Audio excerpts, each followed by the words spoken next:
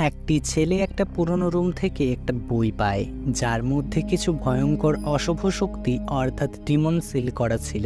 ছেলেটা এই বিষয়গুলি না জেনেই সেই অশুভ শক্তিকে মুক্ত করে ফেলে। ডিমনটা তার মাকে পজেস করে নেয়, তারপর এক এক করে নিজের ফ্যামিলি মেম্বারকেই মেরে ফেলতে শুরু করে। তো ছেলেটা কিভাবে নিজের ফ্যামিলিকে বাঁচাবে, কিভাবে সেই ডিমনকে আবারও সিল করবে, আদৌ পারবে কিনা, সেই চমৎকার গল্পই আজ আমরা দেখব। শুরুতেই জেসিকা এবং কেলাব নামে একটা কাপলকে দেখানো হয়, যারা লেকের পাশে দাঁড়িয়ে প্রকৃতির সৌন্দর্য উপভোগ করছিল। কেলাব শুধু ড্রোন নিয়েই ব্যস্ত ছিল, একাই মজা করছিল। জেসিকার সেটা ভালো লাগে না। সে লেক হাউসে যায়, যেখানে তার বান্ধবী টেরেসা শুয়েছিল। সে খুব অসুস্থ, তার কি সমস্যা হয়েছে কেউই বুঝতে পারছে না। জেসিকা তার কাছেই বসে।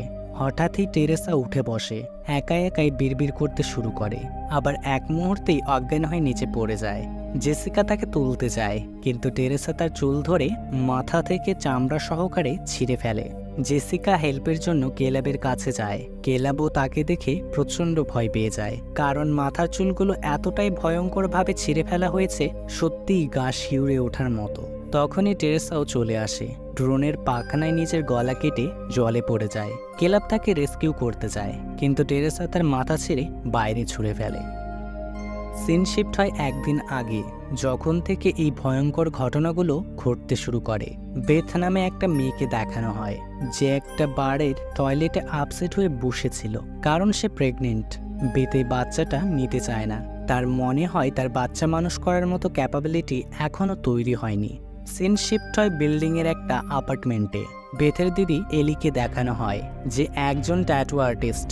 এই পেশা ধরে এগিয়েই তার জীবন কোনো মতে চলে যাচ্ছে। এলির 3টি সন্তান, ড্যানি, ব্রিজ এবং ক্যাসি। বেথ চলে আসে। অনেকদিন পর এলিও তার 3 ছেলে মেয়ে তাকে দেখে খুব খুশি হয়। আসলে বেথ পেশায় একজন গিটার টেকনিশিয়ান এবং তার দেশ বিদেশ ভ্রমণ করতে খুব ভালো লাগে। রিসেন্টলি সে ব্যাংকক গিয়েছিল, সেখান থেকে সবার জন্য কিছু না কিছু নিয়ে এসেছে। সে একটা গিফট এলির হাজব্যান্ডের জন্য এনেছে। এলি বেথের সাথে কিছু কথা বলার জন্য ছেলে মেয়েদের পিৎজা আনতে পাঠিয়ে দেয়। সে জানায় তার হাজব্যান্ড তাদের সবাইকে ছেড়ে একেবারে চলে গেছে। বেথ তাদের জন্য সরি ফিল করে। এলির কাছে একটা হেল্প চায়, বাড়িতে কয়েকদিন থাকতে দিতে বলে, কারণ সে বুঝতে পারছে না এখন তার পেটে যে বাচ্চাটা আছে সেটা রাখবে না অ্যাবর্শন করাবে। ডিসাইড করার জন্য কয়েকদিন সময় চায়। এদিকে ছেলেমেয়েরা পিৎজা নিয়ে চলে আসে। তারা বেসমেন্টের পার্কিং লটে গাড়ি পার্ক করে বেরিয়ে আসে। তখনই একটা বড়সড় আর্থকুইক অর্থাৎ ভূমিকম্প হয়, যার কারণে বেসমেন্টের মেঝে ফেটে একটা সুড়ঙ্গ তৈরি হয়। নিচে একটা ছোট্ট চেম্বার ছিল। ড্যানি একটু বেশি কিউরিয়াস, সে সেই সুড়ঙ্গ দিয়ে চেম্বারে নামে, যদিও ব্রিজের ক্যাসি তাকে বারণ করে এইসব না করতে, কিন্তু ড্যানি তাদের কোনো কথাই শোনে না। সে কিছু পুরনো ক্যাসেট পায়, সেগুলো ব্যাগের মধ্যে ঢুকিয়ে নেয়। তারপরে একটা বাক্স নোটিস করে, যার চারিদিকে জিসাসের ক্রস চেনে আবদ্ধ করা ছিল। বাক্সের তলা ভাঙা।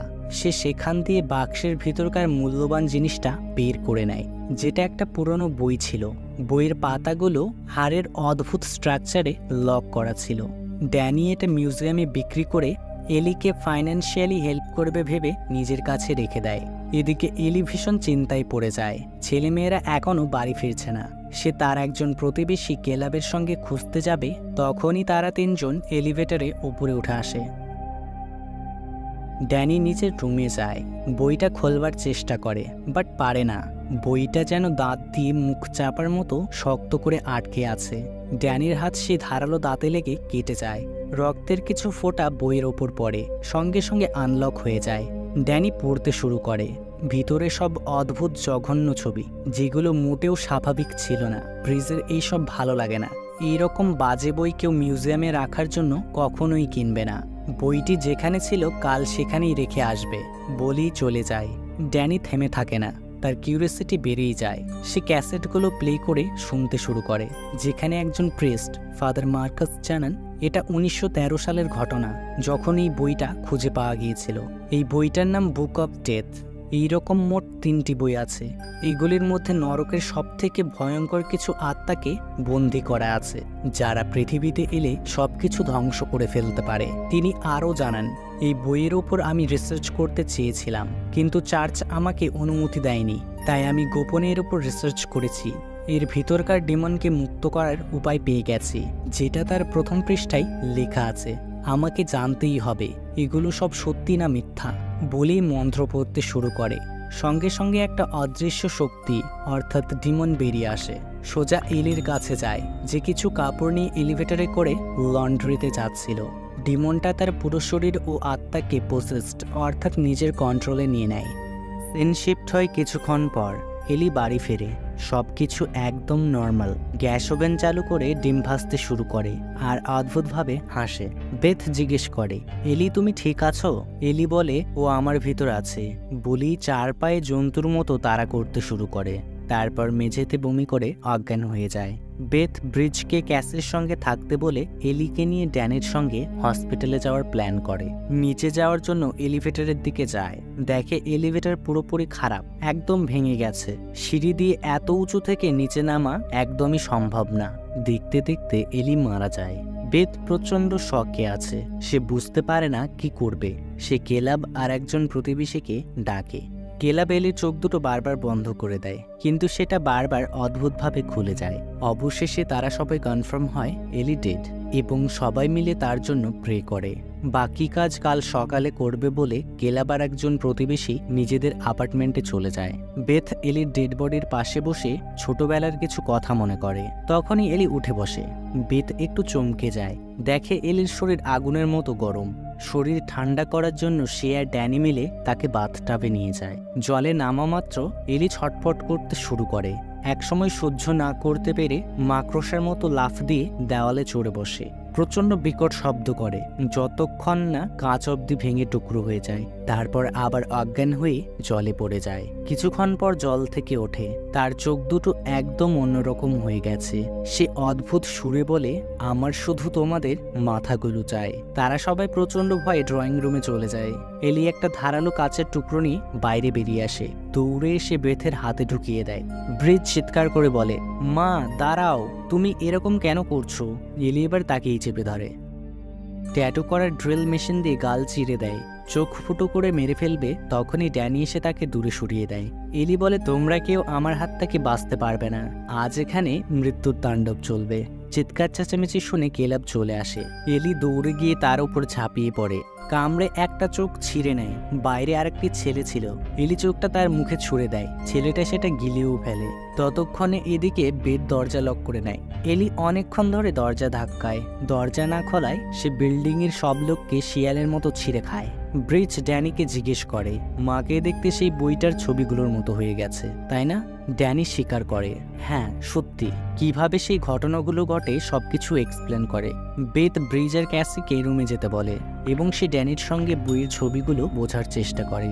এদিকে ব্রিজ নিজের গালের ট্রিটমেন্ট করার জন্য ফার্স্ট এড বক্স খুঁজতে যায়। সেখান থেকে কিছু ওষুধ লাগায়, কিন্তু তার গালের ক্ষত কমে না। ধীরে ধীরে পুরো অংশটাই কালো হয়ে যায়। দেখতে দেখতে তার নাক আর মুখ থেকে কালো রক্ত ঝরতে শুরু করে। এদিকে আবার গ্যাসি দরজার ফুটো দিয়ে এলিকে দেখে। সে সামনেই বসেছিল। এলি ভিতরে ঢোকার জন্য তাকে অনেক ভালো ভালো কথা বলে। মায়ের কিছু হয়নি, সব ঠিক হয়ে গেছে, তুমি ব্যাস আমাকে ভেতরে আসতে দাও। মায়ের কথা শুনবে না?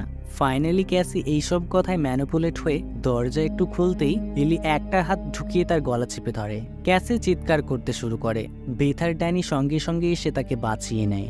বেথ তাদের দুজনকে রুমে পাঠিয়ে দেয়। যতক্ষণ না এইসব কিছু ঠিক হচ্ছে ততক্ষণ লুকিয়ে থাকবে, এদিকে আসবে না। কিছুক্ষণ পর কিচেন থেকে জিনিসপত্র ভাঙার আওয়াজ আসে। বেথ কিচেনে যায়, দেখে ব্রিজ বসে থেকে কাঁচের গ্লাস খাচ্ছে এবং তার চোখ দুটো এলির মতোই হয়ে গেছে। ব্রিজ বেথের ওপর হামলা করে দেয়। সবজি কাটার স্লাইসার দিয়ে বেথের পায়ের একটা অংশ ছিঁড়ে ফেলে। বেথ তার মাথায় প্যান দিয়ে আঘাত করে দূরে সরিয়ে দেয়। ব্রিজ আবার উঠে দৌড়ে ড্যানি আর ক্যাসের ঘরে যায়। বেছে বেছে ক্যাসের উপরই হামলা করে, কিন্তু ক্যাসের কাছে একটা ধারালো রড ছিল। সে সেটা সামনেই ধরে রাখে। ব্রিজের মুখে রডটা ঢুকে মারা যায়। তারা কোনো রিস্ক নিতে চায় না। ব্রিজকে টেপ দিয়ে পুরোপুরি প্যাক করে রাখে। বেথ ড্যানি আর ক্যাসিকে একসঙ্গে থাকতে বলে নিজে বাকি ক্যাসেটসগুলো শুনতে যায়। এদিকে এলি ভেতরে ঢোকার কোনো উপায় না পেয়ে চিমনির মধ্যে দিয়ে ভেতরে ঢোকে। তখনই ব্রিজের শরীর নড়াচড়া করতে শুরু করে। দেখতে দেখতেই ড্যানির উপর হামলা করে দেয়। ড্যানির কাছে একটা ছুরি ছিল, সেটা দিয়ে ডিফেন্স করে, কিন্তু ব্রিজের কোনো কিছুই হয় না। সে সেই ছুরি দিয়েই ড্যানির বুকে আঘাত করে, তারপর রক্তবমি তার মুখের উপর করে। ক্যাসি এতটাই ভয় পেয়ে যায় যে সে ব্যাস লুকিয়ে থেকে দেখে ড্যানির হাত একটা স্প্রের ওপর পড়ে, সেটা দিয়ে ব্রিজকে পুড়িয়ে মেরে ফেলে। এদিকে বেথ কানে হেডফোন লাগিয়ে ফাদার মার্কাসের কথাগুলো শুনছিল। তিনি জানান এই ইভিল স্পিরিটকে আটকানোর কোনো উপায় নেই, এরা মানুষকে তোড়পে তোড়পে মেরে আনন্দ পায়। যদি এরকম কোনো সমস্যা হয় তাহলে যত তাড়াতাড়ি সম্ভব সেখান থেকে পালাও। আসলে ফাদার মার্কাস জানেন না সেই সময়কার প্রেস্টরা কিভাবে এই ইভিল স্পিরিটকে বন্দি করেছিল। তখনই এলি এসে তার পেছনেই দাঁড়ায়। বেথ নিজেকে বাঁচানোর জন্য হাতের কাছে যেটা পায় সেটা দিয়ে আঘাত করে পালিয়ে যায়। বাইরে গিয়ে দেখে ড্যানির অবস্থা খুব খারাপ, দেখতে দেখতে মারাই যায়। এলি আবারও এসে তাকেই চেপে ধরে। ক্যাসি একটা সিজার তার দিকে ছুড়ে দেয়। বেথ সেটা এলির নাকে মেরে ক্যাসিকে নিয়ে সেখান থেকে পালিয়ে যায়। বাইরে গিয়ে দেখে চারিদিকে শুধু ডেড বডি। বেথ একজনের কাছ থেকে একটা বন্দুক নিয়ে নেয়। এমার্জেন্সি এক্সিটের জন্য যে এলিভেটরটা ছিল সেটার তালা ভাঙতে শুরু করে। তখনই এলি আবারও চলে আসে। বেথ গুলি করে তার একটা হাত পা ভেঙে দেয়। সঙ্গে সঙ্গে বাকি ডেড বডিগুলো জেগে ওঠে। তারা সবাই এলির শরীর ফুটো করে একে অপরের সাথে জুড়ে একটা অক্টোপাসের মতো ভয়ঙ্কর ক্রিয়েচারে পরিণত হয়। এদিকে বেথ আর ক্যাসি এলিভেটরে ঢুকে পড়ে। গ্রাউন্ড ফ্লোরের দিকে যেতে যেতে তাদের এলিভেটর রক্তে ডুবে যায়। তারা কোনো মতে বেঁচে গ্রাউন্ড ফ্লোরে পৌঁছে যায়। মেন গেট ওপেন করে এলির গাড়ি নিয়ে বেরিয়ে যাবে, তখনই দেখে গাড়িটা একটা ফাটলে আটকে গেছে। মেন গেটটা আবার অটোমেটিক বন্ধ হতে শুরু করে। তারা কোনো রিস্ক নিতে চায় না, দৌড়ে পেরিয়ে যাওয়ার প্ল্যান করে। বেথ দৌড়ে পার করে চলে যায়, কিন্তু ক্যাসির পার করার আগেই ক্রিয়েচারটা তাকে ভিতরে টেনে নিয়ে চলে যায়। একটা ক্র্যাশার মেশিন এবং একটা চেনস ছিল, সেখানেই তাকে আটকে রাখে। ক্রিয়েচারটা চেনস দিয়ে ক্যাসিকে ছিঁড়ে ফেলবে, তখনই বেথ দরজা ভেঙে চলে আসে, শুট করে তাকে দূরে সরিয়ে দেয়। ক্রিয়েচারটা প্রচণ্ড রেগে যায়। সে ক্র্যাশার মেশিন চালু করে বেথকে মেশিনের ভেতর ঢুকিয়ে দেওয়ার চেষ্টা করে। তখনই ক্যাসি বেথকে বাঁচানোর জন্য মেশিনটা বন্ধ করে দেয়। বেথ দেখে চেনসটা তার হাতের কাছেই আছে। ক্যাসিকে মেশিনটা চালু করতে বলে। তারপর সে ক্রিয়েচারটাকে চিরে ক্র্যাশার মেশিনের মধ্যে ঢুকিয়ে দেয়। মাংসের ছোট ছোট টুকরো চারিদিকে ছড়িয়ে পড়ে, রক্তে ভরে যায়। তারা মনে করে ইভিল স্পিরিটটা ধ্বংস হয়ে গেছে। এই ভেবেই বেথ ক্যাসিকে নিয়ে চলে যায়। সিন শিফট হয় কিছুক্ষণ পর। টেরাসা নামে একটা মেয়েকে দেখানো হয়, যে পিকনিকের জন্য লেকের দিকে যাচ্ছিল, যাকে আমরা মুভির স্টার্টিংয়ে দেখেছিলাম। মেয়েটি নিচের একটা অ্যাপার্টমেন্টে থাকায় ওপরের ঘটনাগুলো কিছুই বুঝতে পারেনি। সে পার্কিং লটে যায়, দেখে চারিদিকে শুধু হাড় মাংসের টুকরো পড়ে আছে। পুলিশকে ফোন করবে, তখনই ডিমনটা এসে তাকে পজেস্ট করে নেয়। তার পরের দিনই লেকে সেই ঘটনাগুলো ঘটে। মুভিটি এখানেই এন্ড হয়।